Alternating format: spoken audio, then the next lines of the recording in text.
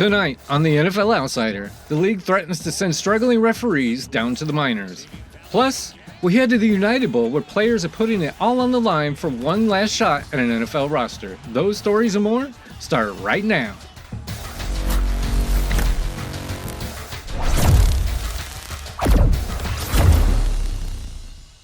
Welcome to the NFL Outsider. I'm Gabe Werble.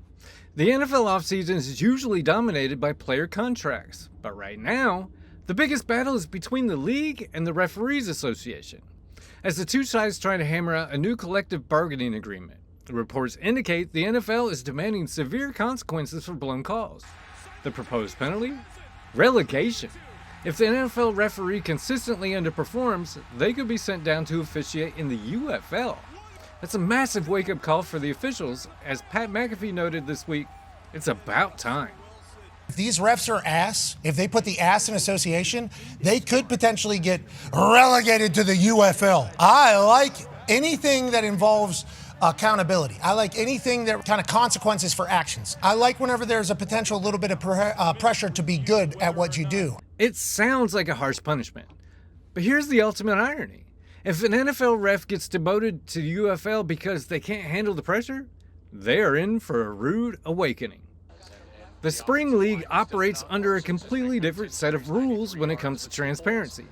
Instead of letting the officials hide in the locker room after a blown call, the UFL has introduced a radical new policy that had Rich Eisen absolutely stunned this week. They interviewed officials mid-game about the calls that they were making? Whoa! Yeah. Yes. Like, what did you see? Why That's did you amazing. make that call? It was actually awesome. Could you imagine an NFL referee having to explain a pass interference call live on Monday Night Football? It would be pure chaos.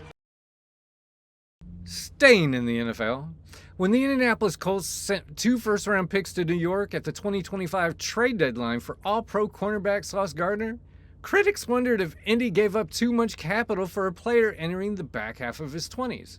But this week, a completely bizarre twist changed the entire leverage of that deal. The biggest mystery of the offseason isn't a playbook. It's Sauce Gardner's birth certificate? For his entire professional career, every major database from ESPN to Madden the video game has Gardner listed at 25 years old. But this week, Sauce flat out rejected that, telling reporters he's actually only 24 and offering to produce his passport to prove it. According to a deep dive by The Athletic's James Boyd, the entire football world simply copied a typo from his college days at Cincinnati. Nobody ever bothered to check the math. So why does this matter? Because in the NFL, age is leverage. As Pat McAfee noted on his show this week, the Colts didn't just trade for an elite corner last season. They essentially bought an extra unexpected year of his athletic prime. Suddenly, those 2 first-round picks look like an absolute steal. So, happy 24th birthday to Sauce. Again. When we come back, we look at the players desperately trying to earn an NFL paycheck. We head to the UFL for the United Bowl Championship. NFL Outsider continues right after this.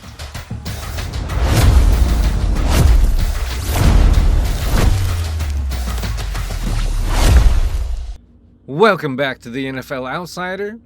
Before the break, we talked about NFL referees fighting to avoid getting relegated to the UFL. But for the players on the field, the UFL isn't a punishment. It's the ultimate job fair. With NFL training camps opening next month, last weekend's United Bowl wasn't a championship game, it was a live-fire audition for 90-man NFL rosters. After years of spring leagues folding, NBC's Mike Florio says the UFL has officially found its permanent place in the football ecosystem. And they're developing talent. Sean Payton, the Broncos coach, talked about that yesterday. They're always looking to see who's developing talent. Is it the CFL? Is it the UFL? Is it some other FL? But because the NFL doesn't have a developmental league and hasn't had one for nearly 20 years, there's a purpose for the UFL, a bigger purpose. And you best believe NFL scouts were watching last weekend. Let's go to the tape. The defending champion DC Defenders came out looking to protect their crown. Defensive back Kai Gray jumps the route for a massive early interception, killing Louisville's momentum. That is exactly the explosive instinct NFL scouts are hunting for. But the Louisville Kings' rushing attack simply had too much firepower. Early in the fourth quarter, United Bowl MVP Ian Wheeler hits the hole and erupts for a massive 44-yard touchdown. That is a pro-level run executed flawlessly. And the cooler gets dumped as the Louisville Kings pull off the 27-20 upset to capture the 2026 United Bowl. And while they got to soak their head coach today, the real victory comes tomorrow when the NFL front offices start making their phone calls. Between the chaos of the Referees Association and the talent emerging from the UFL, the football landscape is shifting faster than ever, and we will be right here to track every single move as training camp approaches. For the NFL Outsider, I'm Gabe Werble. And life decisions matter, so make good choices, and we will see you right back here next time. Have a great night.